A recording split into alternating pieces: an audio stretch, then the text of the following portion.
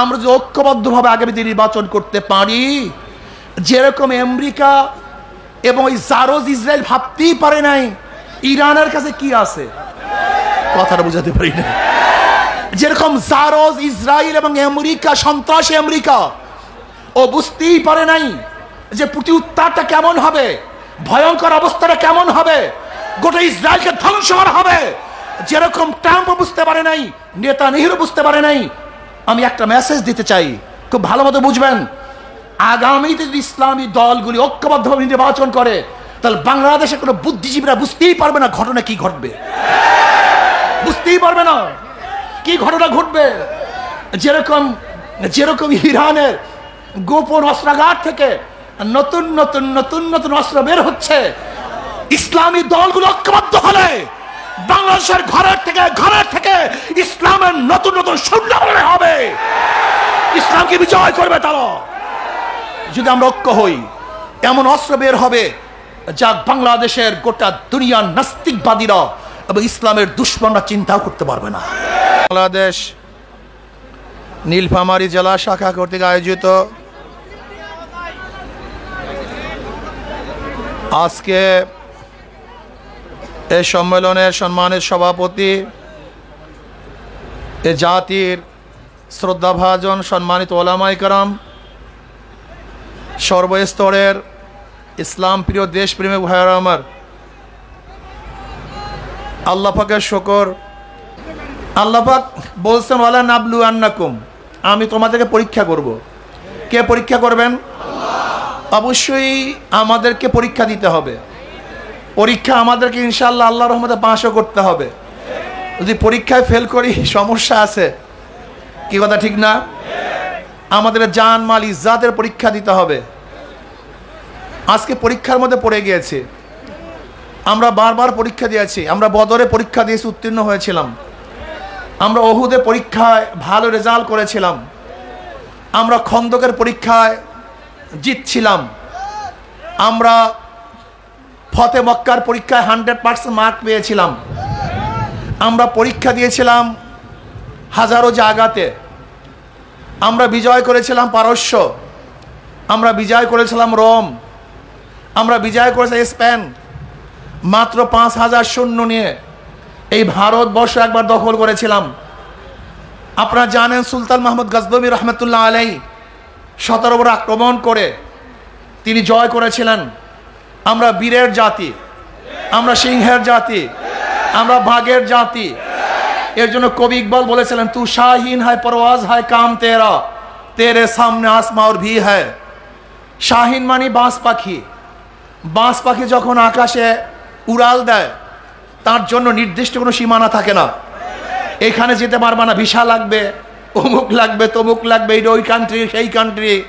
যেরকম পাঁচ পাখির নির্দিষ্ট কোনো সীমানা নাই, মুসলমানদের নির্দিষ্ট কোনো সীমানা নাই। মুসলমানরা যেই দিকে চোখ দেবে সেইটাই তাদের সীমানা। চীন আরব হামারা, হিন্দুস্তান হামারা, গোটা দুনিয়া আমাদের। আল্লাহর জমিনে কলেমার পতাকা উড্ডয়ন করবে ইনশাআল্লাহ। কি রাজি আছেন ইনশাআল্লাহ? दस्त दस्त है दरिया भी नहीं सोरे हमने, दस्त दस्त है दरिया भी नहीं सोरे हमने, बहरे जुल्मत में दौरा दिया घोरा हमने, अलम तरा अन्नल्लाह ज़ल्लला बहरहु व अंज़ला बिल कुफ्फारि बि अहदि ज़लाइली। আমরা ওই জাতি, তারিক বিন জিয়াদ রহমতুল্লাহ আলাইহি যেরকম স্পেন দখল করেছিলেন, বলেছিলেন হয়তো শত্রুর মোকাবেলায় লড়বে অথবা পানির মধ্যে ঝাঁপ দিয়ে মারা যাবে। মুসলমানরা ঝাঁপ দিয়ে মারা যায় নাই, বরং তারা শহীদি জিন্দেগি বছর করার জন্য সামনে অগ্রসর হয়েছেন, স্পেন দখল করেছেন। কথা ঠিক না? আজকেও আমাদেরকে লড়তে হবে। ফ্যাসিস্টের বিরুদ্ধে লড়াই করে আমরা জিতেছি। আর এক ফ্যাসিস্ট জন্মগ্রহণ করেছে। চাঁদাবাজ, দখলবাজ, খুনি এবং জালেমদের বিরুদ্ধে লড়াই করে ইনশাআল্লাহ আমরা অবশ্যই জিতবো। কোনো সন্দেহ আছে? কোনো সন্দেহ নাই। এর জন্য যুবকদেরকে সচেতন হতে হবে, মুরব্বীদেরকে সচেতন হতে হবে, আমার মা বোনদেরকেও সচেতন হতে হবে। দীর্ঘ 53 বছর পর্যন্ত এই দেশকে যারা লুট করছে, পান্ডামি করছে, গুন্ডামি করছে, খুন করছে, জুলুম করছে, অত্যাচার করছে, অবিচার করছে, আমাদের বাংলাদেশের হাজারো খেটে খাওয়া মানুষদের মাথার ঘাম পা ফেলানোর টাকা যারা বিদেশে পাচার করেছে, আমাদের টাকা ধ্বংস করেছে, এই দেশকে গোলামীর চুক্তিতে আবদ্ধ করেছে, ওদের বিরুদ্ধে আমরা লড়াই করবে ইনশাআল্লাহ।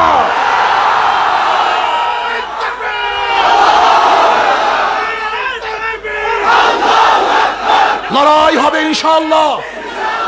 দখলদারের বিরুদ্ধে লড়াই হবে, চাঁদাবাজের বিরুদ্ধে লড়াই হবে, সন্ত্রাসের মোকাবেলায় জয় হবে ইনশাআল্লাহ। যারা আজকে আমাদের গরিব দুঃখী মেহনত মানুষের মুখের থেকে খানা কেড়ে নেয়, যারা আমাদের গরিব দুঃখী মেহনত মানুষের বস্ত্রকে ছিন্ন ভিন্ন করে দেয়, আজকে হাজারো গরিব মানুষ বাংলাদেশের ডাস্টবিনে কাক কুকুরের সাথে এক মুঠা খাদ্যের জন্য লড়াই করে। আজকে বাংলাদেশের হাজারো মানুষ, হাজারো গরিব মানুষ খোলা আকাশের নিচে জীবন যাপন করে। আজকে বাংলাদেশের হাজারো এতিমরা ক্ষুধার্ত অবস্থায় ঢুকি ঢুকে মরে যাচ্ছে। এই অবস্থায় বাংলাদেশের ডাকাতদেরকে, চোরদেরকে, গুন্ডা বদমাশদেরকে ক্ষমতায় নেব না, যেতে দেব না ইনশাআল্লাহ।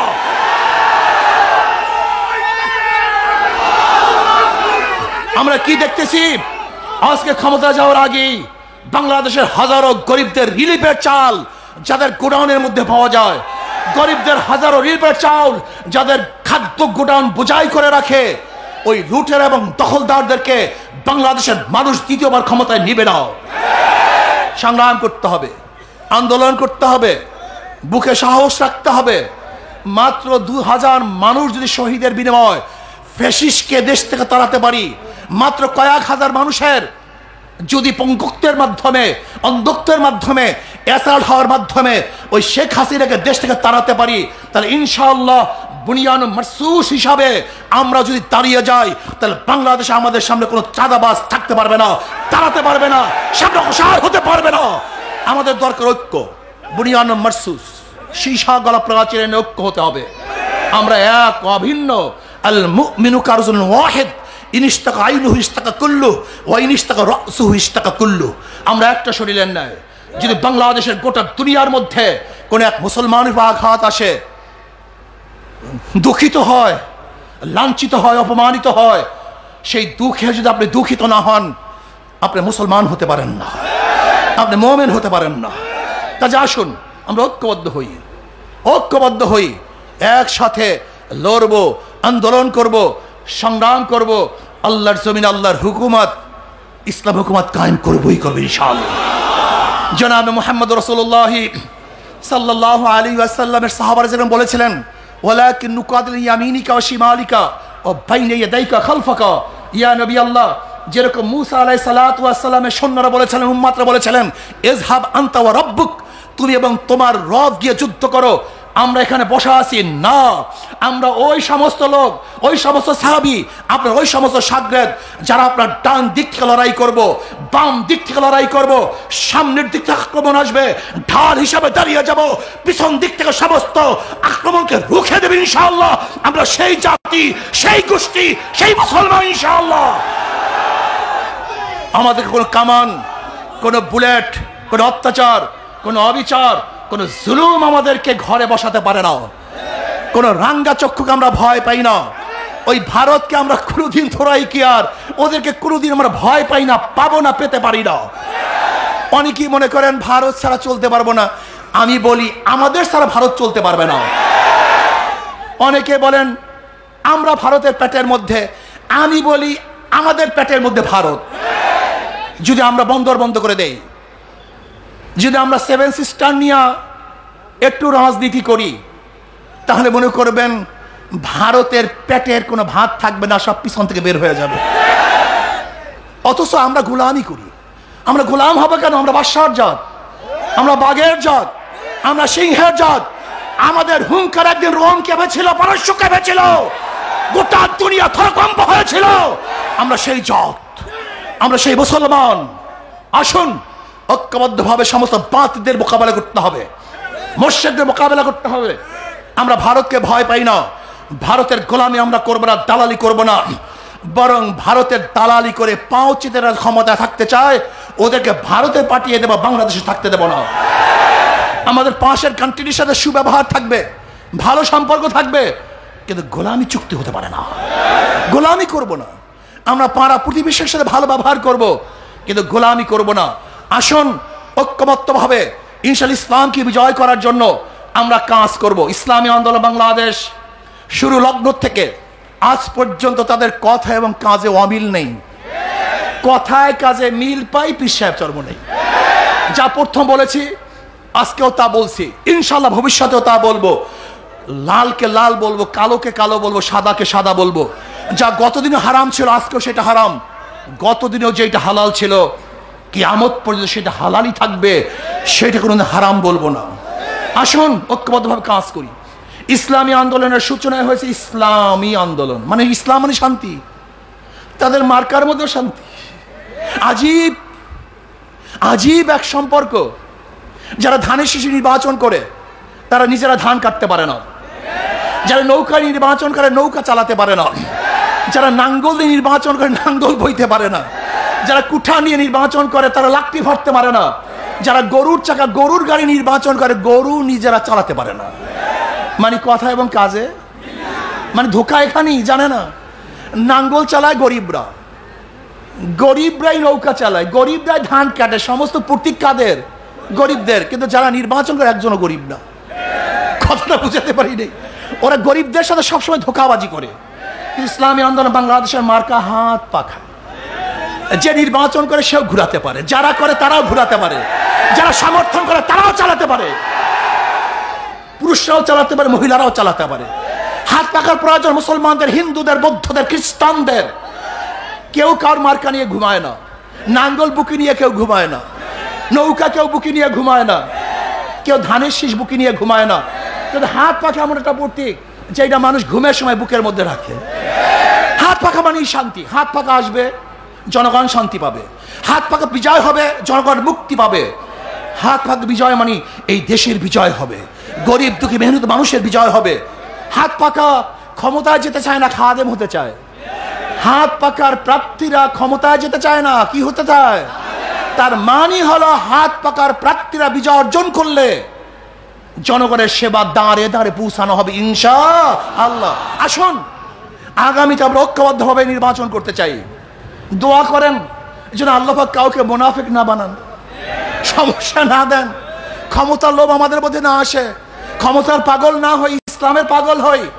আমরা যদি ঐক্যবদ্ধভাবে আগামীতে নির্বাচন করতে পারি, যেরকম আমেরিকা এবং ওই জারোজ ইসরায়েল ভাবতেই পারে নাই ইরানের কাছে কি আছে, কথাটা বুঝাতে পারি না।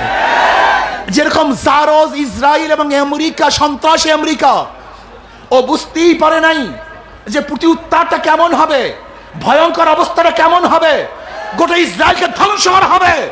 যেরকম ট্রাম্প বুঝতে পারে নাই, নেতানিয়াহু বুঝতে পারে নাই। আমি একটা মেসেজ দিতে চাই, খুব ভালো মতো বুঝবেন। আগামীতে যদি ইসলামী দলগুলি ঐক্যবদ্ধভাবে নির্বাচন করে, তাহলে বাংলাদেশে কোনো বুদ্ধিজীবীরা বুঝতেই পারবে না ঘটনা কি ঘটবে, বুঝতেই পারবে না কি ঘটনা ঘটবে। যেরকম যেরকম ইরানের গোপন অস্ত্রাগার থেকে নতুন নতুন নতুন নতুন অস্ত্র বের হচ্ছে, ইসলামী দলগুলো ঐক্যবদ্ধ হলে বাংলাদেশের ঘরের থেকে ইসলামের নতুন নতুন সৈন্য হবে, ইসলামকে বিজয় করবে তারা। যদি আমরা ঐক্য হই, এমন অস্ত্র বের হবে যা বাংলাদেশের গোটা দুনিয়ার নাস্তিকবাদীরা এবং ইসলামের দুশ্মনরা চিন্তাও করতে পারবে না। এমন অস্ত্র বের হয়ে আসবে। কাজে আসুন আগামী নির্বাচন এবং ঐক্যবদ্ধ নির্বাচন, যদি ঐক্যবদ্ধ নির্বাচন না হয়, কেউ যদি তোর ডাকে সাড়া না দেয়, একলা চলো রে। ইসলামী আন্দোলন বাংলাদেশে একলা চলার হাজারো অভিজ্ঞতা তাদের আছে। ইসলামী আন্দোলন বাংলাদেশ নীতি এবং আদর্শকে বাদ দিয়ে যদি কিয়ামত পর্যন্ত একটা সিটও না পায়, সিটের দরকার হবে না, কিন্তু নীতি আদর্শকে বিসর্জন দেবেন ইনশাআল্লাহ। কাজে আসুন আমরা সবাই ইসলামী আন্দোলন বাংলাদেশের ছায়াতলে ঐক্যবদ্ধভাবে ইসলামকে বিজয় করার জন্য কাজ করি। আল্লাহ আমাদের সবাইকে কবুল করে নেন। আগামী নীলফামারী 3 আসনের আমরা প্রার্থী ঘোষণা করছি ইনশাআল্লাহ। যদি জোট হয় তখন ভিন্ন কথা, এছাড়া আমাদের প্রার্থী ঘোষণা করছি। নীলফামারী 2 আসনে অ্যাডভোকেট এম হাসিবুল ইসলাম, বলেন আলহামদুলিল্লাহ। আরে ভাই এইটা